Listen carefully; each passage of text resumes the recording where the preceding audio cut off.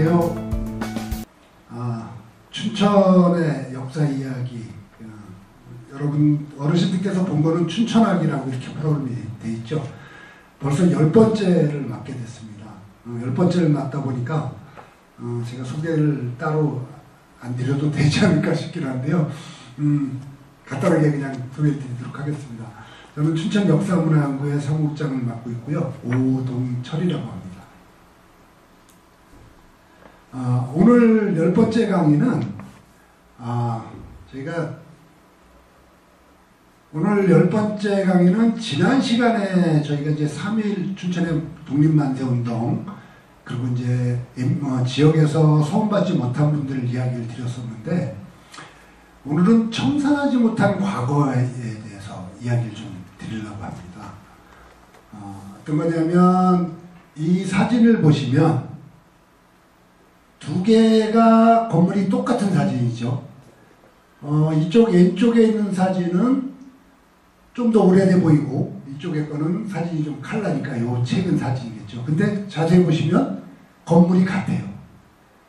왼쪽에 있는 사진은 1948년도에 찍은 건데 1948년도에 찍은 사진이고 오른쪽에 있는 사진은 바로 2021년에 찍은 사진이에요. 작년에 찍은 거죠. 왜 이게 똑같은 건물을 갖고 찍었을까? 저희가 오늘 제목이 청산하지 못한 과거잖아요. 이 사진은 지금 강원도청 뒤에 있는 세종호텔의 정문입니다. 이 정문인데 이 정문은 바로 일본 신사의 정문을 지금까지 유지하고 있는 그런 겁니다. 그래서 전국의 신사가 모두 철거가 됐는데 유일하게 춘천에 있던 신사만 지금 흔적이 남아있는 거죠. 그래서 아직까지 우리는 과거 청산을 하지 못했다. 이 말씀을 드리려고 이 사진을 보여드렸습니다. 이 사진과 이 사진을 보면 역시 자리는 같은 자리예요. 보시면 좌측 사진은 봉산 강원신사 입구라고 되어 있고 1943년 사진이죠. 이 우측의 사진은 1956년도 사진이에요. 근데 달라진 게 하나 있는 게 뭐냐면 저 신사 입구에 있는 저 대문 우리나라로 하는 일주문 같은 건데 저거를 이제 토리라고 부르거든요. 일본에서는 신사를 들어가기 위해서 반드시 정문을 통해서 들어가게 돼요. 해방이 되고 나니까 저게 없어지는 대신에 요 우측에 있는 문이 저 자리를 간 거예요. 저 문이 뭐냐면 이복문이에요. 아마 어르신들 기억하시는 분들 계실 거예요. 지금 이복문이 강원도청 저쪽 우측편에 도의에 들어가는 쪽에 돼 있는데 옛날 어르신들이 그 얘기 가끔 하셔요. 이복문이 옛날에 강원경찰서 뒤쪽에 거기 있었는데 이런 얘기 하시거든요. 맞아요. 이게 56년도 당시에 이 사진에 보면 이복문이 전용이 같은 거예요. 저게 뭐가 문제냐면 이복문은 우리나라에 임금이 출입하기 위해서 만들었던 문이에요. 그 문을 일본 신사의 토리가 없어진 자리에 옮겨놨다는 거는 이거는 상당히 문제가 있죠. 감히 우리나라의 고종 황제가 쓰려고 그러던 문을 갖다가 일본 신사의 정문으로 만들어 놓는 이런 거는 있어서는 안 되는 일이죠. 자, 이 사진을 보시면 맨 우측에 좌측에 있는 사진을 보면 저게 이제 1954년 무렵인데 저게 이복문이거든요. 그 세 개 이 소술산문으로 되어 있는 거. 그리고 좌 뒤에는 현충탑이라는 게 보이죠. 충원탑이죠. 저게 도청에 있었던. 지금 다 도청자리입니다. 그리고 요거는 우측편의 사진은 세종호텔의 1961년도 모습이에요. 저거는 세종호텔 좌측편에 보시면 기와집지부 있어요. 지금 예식장으로 되어 있는 자리. 그리고 밑에도 기와집이 또 하나 있죠. 그리고 가운데 대문 있고. 저거는 신사에서 쓰던 걸 그대로 보존한 거예요. 다만 세종호텔 건물 자리만 조금 변한 거죠. 맨 뒤쪽에 그 본전 자리는 그대로 자리가 남아있는. 요 밑에 사진에 보시면 사람들이 쭉 모여서 있고 요 설명을 하고 있는데 저 설명하는 게 저거거든요. 요 자리가 바로 신사의 본전 자리. 그 다음에 저 좌측에 있는 거는 신사를 들어가려면 손을 씻고 들어가야 되는데 그 손을 씻는 곳을 수수사라고 부르는데 그 수수사 자리가 아직까지 남아있는 겁니다. 일본은, 그러니까 춘천은 일제강점기의 신사를 철거하지 못했다. 이게 핵심이에요. 그럼 왜 이런 것들이 청산되지 않았나 우리가 한번 살펴봐야 될 거 아니에요. 우리가 우리의 부끄러운 과거만 드러내는 게 문제가 아니라 왜 그런 과거가 있었는지 우리가 아는 게 중요하잖아요. 춘천의 친일 청산이 잘 안 됐던 이유가 몇 가지 있어요. 첫 번째, 의병활동이 많이 일어나면서 춘천은 항일 인사들이 탄압을 많이 받으면서 이주를 했어요. 지도자급들이 없었다는 얘기죠. 그 다음에 두 번째는 춘천을 장악한 일본인들과 연계된 부역자들이 큰 세력을 형성하고 있었다는 거죠. 춘천 시내 중심부에 일제강점기 때 장사를 하던 사람들, 이런 분들은 대부분 어쩔 수 없이 일제에 부역을 할 수밖에 없는 사람들이거든요. 세 번째는 광복 이후에 민족진영 인사들보다 미군 장교나 일본 관리 출신들이 도지사로 오게 돼요. 일대 도지사를 미 군정에서 임명을 하거든요. 그 다음에 광복 후에 보면 이 광복 후에 임명된 사람들을 보면 그 도지사 임명된 사람들 지울만이라는 사람은 미군 현역 중령이었었고요. 박건원, 서민호, 이재학, 조문영, 이정규가 도지사를 쭉 역임했는데 이 사람들은 일본 시절부터 공무원이었던 사람들이죠. 그러니까 과거사 청산하기가 굉장히 어려웠다. 이렇게 보면 될 것 같고요. 1948년에 이제 정부가 수립된 이후에 그 강원도지사가 이종현이라는 분이 되는데, 그리고 2대가 양성봉, 3대가 최규호, 4대가 최연길, 5대 김장욱 이런 식으로 가는데, 이 중에서 우리가 아마 어르신들도 기억나시는 분들이 있을 것 같은데요. 이 최규옥이라는 분은 의사 출신이에요. 양구 출신이시고 의사 출신이고 나중에 국회의원도 하고 그러는데 이 양반이 3대 지사를 했죠. 근데 일제강점기 때도 의사를 했던 분이죠. 근데 이제 친일행적기에 이런 거는 뭐 별개로 얘기하고요. 이분이 누구냐면 우리 춘천시장을 했던 전 최병영 시장님의 큰아버지예요. 최경호씨가. 그리고 최헌길이라는 분은 이 강원도청에 일제강점기부터 강원도청에 근무했던 분이죠. 그리고 나중에 강원도지사까지 하는 5대 김장웅 지사 같은 경우에는 일본 경찰을 하다가 나중에 강원도지사까지 했어요. 이 양반들이 58년까지도 강원도지사를 하다 보니까 강원도에서 친일청산하기가 어려울 수밖에 없는 거죠. 더 중요한 문제는 이 부분입니다. 여기 보시면 춘천 의배 인구가 나오는데요. 일본이 731명, 남자가 439명, 여자가 290명에서 731명, 그 다음에 조선이 1783명이에요. 그게 전체 2529명인데 이렇게 보면 일본인이 굉장히 많은 거예요. 일본인이 워낙 많아요. 호수를 보면 여기 보시면 이 호수를 보면 거의 1대1이에요. 일본 사람 하나에 조선 사람 하나에 이 정도로 한 집. 이렇게 일본인들이 많다 보니까 친일청산하기가 굉장히 어려웠던 지역 중에 하나일 수밖에 없죠. 다른 지역을 원주나 강릉, 평강 이런 강원도의 철원이라든가 주요 이 읍이라든가 군을 비교해봐도 춘천의 일본인들이 압도적으로 많습니다. 그게 결국은 일본인들이 많다는 얘기는 그 사람들한테 부역한 사람들이 많을 수밖에 없는 거고요.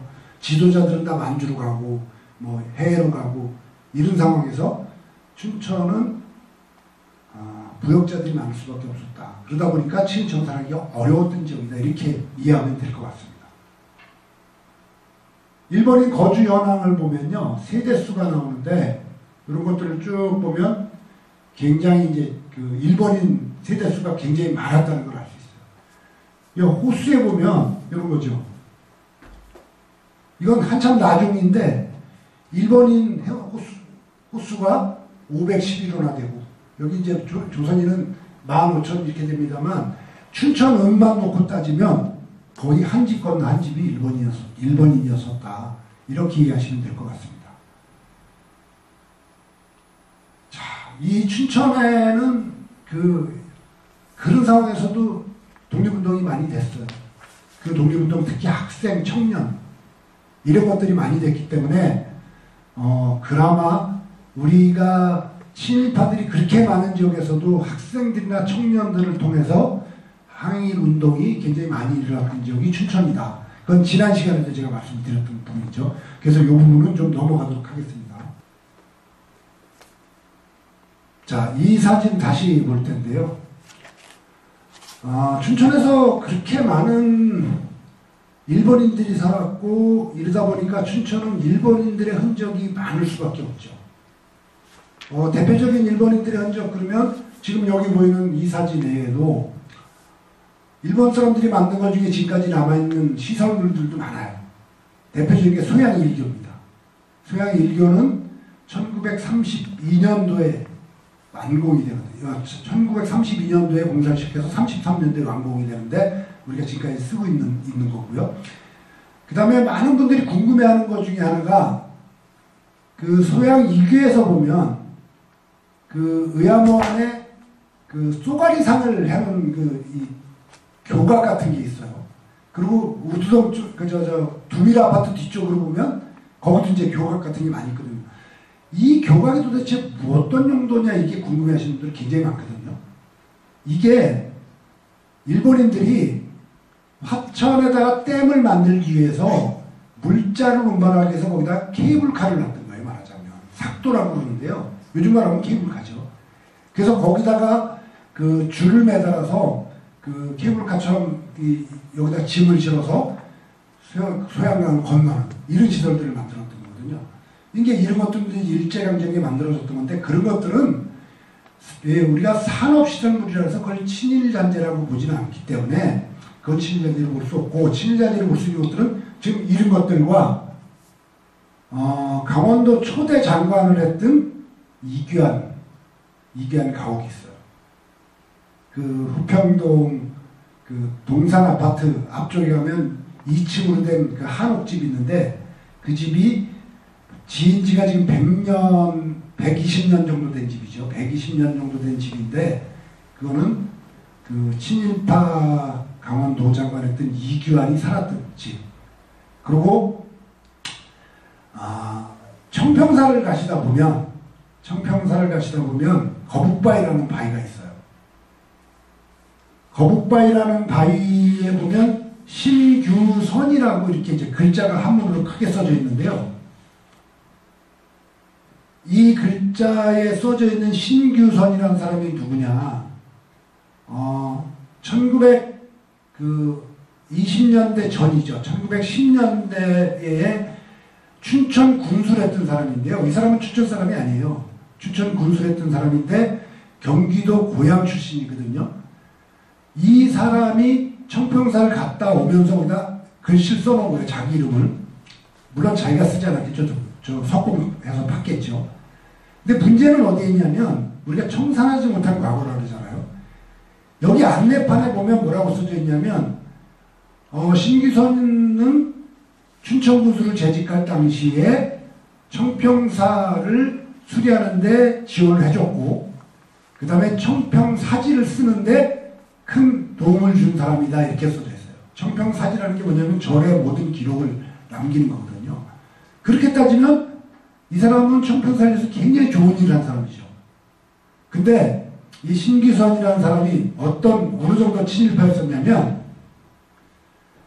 지금 친일인명사전에 등재가 돼 있고요. 친일 반민족 행위자로 등재가 돼 있어요. 일본 천황이 일본 천황 탄생일날 기념 비문을 지어서 올렸던 사람이 신기선이에요. 그래서 그러니까 일본 천황을 칭송하는 그걸 했던 사람이 신기선이죠. 그래서 거북바위에 남아있는 신기선은 그 글자를 없애는 게 문제가 아니라 그 옆에 안내판에다가 이 신기선은 이런 일도 했지만 이런 일을 했던 사람들이 이걸 알려줘야만 많은 사람들이 알게 되는 거죠.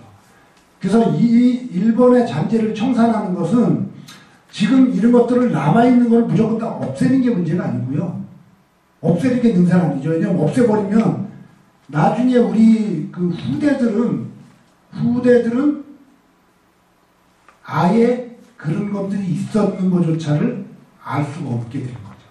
그래서 지금 추천에 남아있는 친일잔재들이 신사터, 그 다음에 강원도 장관 집 관사했던 집, 그 다음에 신규선 암각자, 그 다음에 춘천 향교 앞에 장헌근 모성비라는 비석이 하나 있는데, 이 장헌근이라는 사람도 1935년도에 춘천 군수를 했던 사람이거든요. 이 사람도 역시 친일 반민족 행위자 명단에 올라가 있고, 친일 반민족 행위자로 등재가 된 사람이고, 일제의 그 중추원 참의도 했던 사람이고요. 이런 사람이기 때문에 이런 사람에 대한 그 행적을 남기는 기록이 필요하다. 이거를 해놓은 곳이 바로 소양정 아래 가면 비석들이 쭉 있는데요. 그 비석에 보면 그런 게 있어요. 맨 마지막에 있는 비석이 이범익 비석인데, 이범익은 초대 강원도지사거든요. 초대 강원도 장관이 아니고 강원도지사죠. 이범익은 친일파 중에도 아주 극악무도한 친일파라고 이야기하는데, 우리나라 독립운동한 사람들, 만주에서 독립운동한 사람 168명을 잡아서 처단한 간도 특설대라는 그 일본인의 아주 악명 높은 부대가 있어요. 그 부대를 창설하더라고요. 그 사람이 강원도지사를 했기 때문에 거기다 비석을 세워놨는데, 그 비석 옆에 지금 이범익은 어떤 사람이고 친일파로서 어떤 일을 했고 뭐 이런 것들이 쭉 적혀있어요. 바로 이런 것들이 과거를 청산하는 방법이다. 이렇게 이야기를 하고 있습니다. 그래서 우리가 청산하지 못한 과거에 대해서는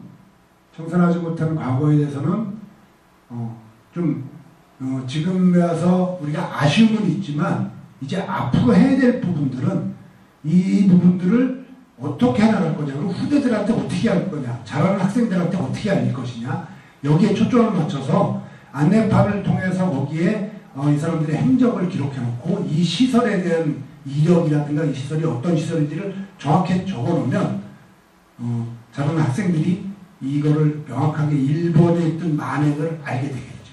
그것이 진정한 친일청산이 아닐까 이렇게 생각합니다. 그래서 오늘 강의는요, 우리가 청산하지 못한 과거에 대해서 얘기했는데, 결국은 춘천에서 일제청산이 안 된 가장 중요한 이유가 이거 나오는 것처럼 일본인들의 숫자가 워낙 많았다. 그리고 춘천은 일찍부터 독립운동을 하다 보니까 많은 분들이 희생을 당하기도 했고, 이주를 많이 하면서 지도자들이 없었다. 이런 것들이 결국은 친일파들을 많이 양산하게 됐고, 그 친일파들이 1950년대까지 계속 자리 보존을 하고 있다 보니까 이런 일이 벌어졌다. 그러니까 지금이라도 이런 부분을 정리하는 게 필요하다. 그 정리는 결국은 사실을 알리는 거다. 저희가 어르신들한테 이 강의를 드리는 것도 그렇고, 어르신들이 이 강의를 듣는 이유도 결국은 정확한 사실을 알고자 하는 거잖아요. 그래서 정확한 사실을 알고 이거를 통해서 후대들에게 지나온 과거의 세대에 어떤 일이 있었고 일본인들이 어떤 만행을 했고를 정확히 알려준다면 후대들이 일본에 대해서 다시 생각하기 때문에 이런 문제가 되겠죠. 그래서 진정한 일제 잔재를 청산하는 길이 올 거다 이렇게 생각을 합니다. 오늘 강의는 여기까지 하도록 하겠습니다. 수고하셨습니다.